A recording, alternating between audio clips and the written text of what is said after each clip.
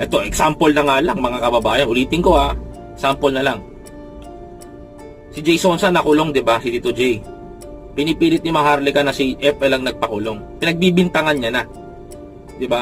Pinagbibintangan niya na si FL ang nagpakulong kahit wala namang ebidensya.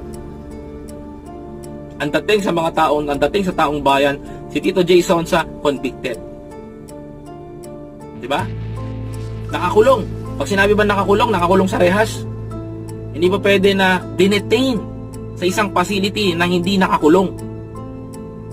Ba't hindi niya nililiwanag yun? Kasi gusto niyang pasamain yung tao. Gusto niyang tignan niyo si F, gusto niyang pasamain yung taong pinagbibintangan niya para madiin. Diba? Tulungan na lang natin si PBBM, suportahan natin, respeto. Naniniwala akong si PBBM ang makakapagbangon ng Pilipinas. Aris Tolentino. Same with you, sir.